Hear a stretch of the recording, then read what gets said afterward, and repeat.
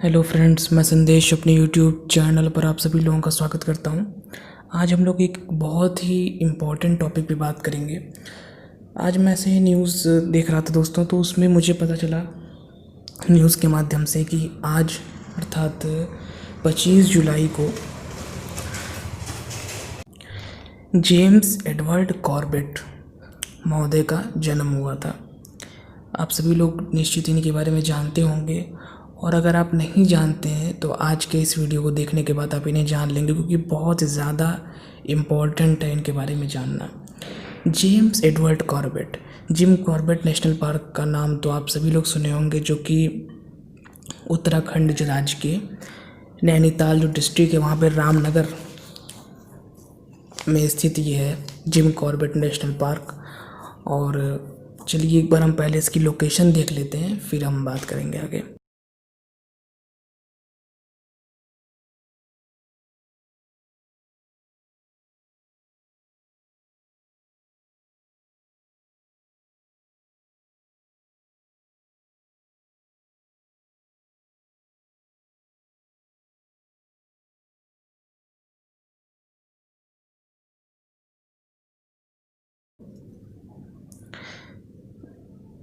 Friends, हम लोग location देख चुके हैं। और जेम्स एडवर्ड कॉर्बेट महोदय जो थे, इनका जन्म 25 जुलाई 1875 को नैनीताल में हुआ, मतलब इंडिया में इनका जन्म हुआ। और ये आगे चल के इन्होंने नैनीताल में पढ़ाई की, फिर और जगह पढ़ाई की, और फिर फाइनली ये ब्रिटिश आर्मी में कर्नल की रैंक तक पहुँचे।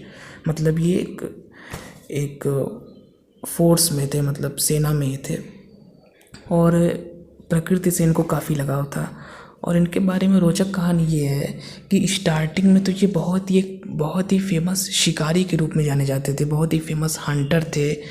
और स्पेशली इनको पसंद था शेर का, चीते का, इन सब का शिकार करना इनका शौक़ था, पसंद था इनको। लेकिन बाद में कुछ ऐसी घटनाएं घटित हुई इनके जीवन में कि इनको लगा होगा कि नहीं, ये चीज़ उचित नहीं है, जानवरों को भी सेफ्टी की ज़रूरत है। तो इनका बिल्कुल एक तरीके से हम कह सकते हैं हृदय परिवर्तन हो गया, और फिर ये जो काम करते थे शिकार करने का, बल्कि ये उसका उल्टा करने लगे। ये जानवरों की देखभाल करने लगे, उनको बचाने लगे।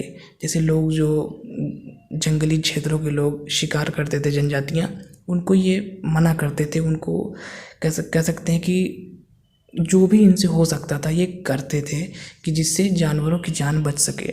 तो एक शिकारी से कहाँ ये बदल करके बिल्कुल एक ऐसे व्यक्ति के रूप में ये इनकी पहचान बनी। पहले तो शिकारी के रूप में बहुत ही फेमस थे, और बाद में फिर ये फेमस हुए एक प्रकृति प्रेमी के रूप में, जो कि एक ऐसा व्यक्ति जो जीव जंतुओं से बहुत ही प्रेम करने वाला है। तो इसको मैं ऐसे ही फ्रेंड्स न्यूज़ सुन रहा था, तो मुझे पता चला कि आज के दिन इनका जन्मदिन माना जाता है 25 जुलाई को 1875 में। तो मुझे लगा कि इनके बारे में आपको ज़रूर बताना चाहिए, क्योंकि बहुत सारे लोग जिम कॉर्बेट नेशनल पार्क को तो ज़रूर जानते होंगे, लेकिन उनको ये नहीं पता होगा कि इसका नाम किनके नाम पे रखा गया है। तो सबसे पहले तो एक हैली नेशनल पार्क के नाम से एक नेशनल पार्क बना, और इन्होंने ही उसके बारे में, मतलब कह सकते हैं कि इन्होंने जाके बात की कि एक नेशनल पार्क ऐसा बनना चाहिए। तो काफ़ी ज़्यादा उस नेशनल पार्क के बनने में इनका योगदान था। फिर बाद में 1955-56 में इसका नाम बदल करके जिम कॉर्बेट नेशनल पार्क रख दिया गया। इसको रामगंगा नेशनल पार्क भी कहा जाता है, क्योंकि वहीं से रामगंगा नदी, आप जानते होंगे कि रामगंगा नदी गंगा की सहायक है, वहीं से वो भी प्रवाहित होती है। तो चूँकि पास में ही है, उसी के तट पर है, तो इसीलिए इसको रामगंगा नेशनल पार्क भी कहते हैं।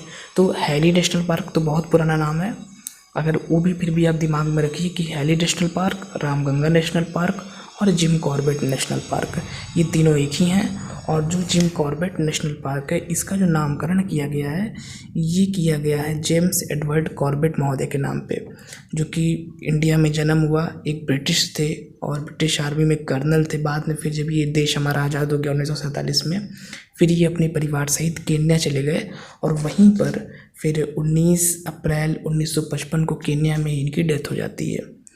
तो इसलिए मुझको लगा कि एक छोटा सा इस पे लेक्चर होना चाहिए कि हम कम से कम इनके बारे में जानने वाले। ऐसे ही मैं करता रहूँगा, अगर मुझे कभी भी हालांकि कभी कभी कुछ न्यूज़ निकल जाती है, अभी अगर ये न्यूज़ मुझसे मिस हो गई होती तो मैं इसके बारे में ना बता पाता, लेकिन न्यूज़ मैं सुन रहा था कुछ चीज़ें, तो मुझे लगा कि हाँ, इस पर एक छोटा सा वीडियो बना देना चाहिए। और अब आप कभी भी अगर उधर जाने का मौका मिले उत्तराखंड, तो ज़रूर जाएं। वहाँ के मैं तो अभी नहीं गया हूँ, लेकिन मैं भी प्रयास करूँगा कि कभी भी मौका मिले तो मैं वहाँ जाऊँ। वहाँ के बाघ, शेर इत्यादि बहुत ही फेमस हैं। और नेशनल पार्क्स दोस्तों, मैं ऐसा मानता हूँ कि जू जो होते हैं हमारे चिड़ियाघर का कॉन्सेप्ट नहीं सही है। चिड़ियाघर में आप देखते होंगे कि जो हमारे जीव जंतु हैं, ऐसे ही मैं एक दिन सोच रहा था तो मुझे लगा कि चिड़ियाघर में जैसे उनको कैद करके रखा गया है, जो कि उचित नहीं है। अगर आप कहीं पर भी, अगर आप यूपी में रह रहे हैं तो आप लखनऊ, कानपुर के जू में जा सकते हैं। तो छोटी सी एरिया होती है, अब जैसे कोई मंकी है, कोई अगर टाइगर है, तो उसको छोटे से पिंजरे में बंद करके रखा गया है और वो जीवन पर्यंत वहीं पर रहेगा। तो ये बिल्कुल भी उचित नहीं है। वहीं जो हमारे नेशनल पार्क्स होते हैं वो इतनी बड़ी एरियाज़ में होते हैं कि वहाँ पर तो कोई मतलब कैद उद करने की कोई ज़रूरत ही नहीं है, और काफ़ी डेंजरस होते हैं, लेकिन घूमने के लिए सेफ़ होते हैं। जो आप अपनी गाड़ी वहाँ ले नहीं जा सकते, आप वहाँ जाएंगे, आप अपनी फ़ीस भरेंगे, उन्हीं की गाड़ी होगी, उन्हीं के लोग होंगे, वो आपको पूरा नेशनल पार्क अच्छे से घुमा देंगे। तो इसीलिए मेरे हिसाब से जो जू हैं वो, उसका मैं काफ़ी मतलब विरोध करता हूँ, क्योंकि ये उनको कैद करके रखना इस तरीके से जानवरों को, ये उचित नहीं है। हम अपने मनोरंजन के लिए, अपनी खुशी के लिए, हमको अच्छा लगता है, इसीलिए हम उन जीव जंतुओं को कैद करके रख दें, ये बिल्कुल भी उचित नहीं है। तो नेशनल पार्क का कॉन्सेप्ट बहुत अच्छा है, और निश्चित ही जो जू हैं अब उन पर थोड़ी सी पाबंदी लगनी चाहिए, क्योंकि ये सरासर गलत है। कुछ छोटी मोटी, मान लीजिए बहुत बड़ी एरिया में कुछ बर्ड्स आपने पाल रखी हैं, वो भी फिर भी गलत है। तो बड़े बड़े जंतुओं को तो बहुत ज़्यादा प्रॉब्लम्स होती होंगी, उनकी प्रॉब्लम्स को अगर कोई समझेगा तो निश्चित ही इसका विरोध वो भी करेगा। तो फ्रेंड्स, फ़िलहाल इस अध्याय में इतना ही, और इसको आप देखिएगा, और अगर कभी वहाँ जाइएगा तो ज़रूर इसको घूमिएगा। फ़िलहाल इस छोटे से अध्याय में इतना ही। अगर आपको वीडियो इन्फॉर्मेटिव लगा हो, अच्छा लगा हो, तो इस वीडियो को लाइक करें, शेयर करें, एंड हमारे इस चैनल को सब्सक्राइब करें। Thank you friends.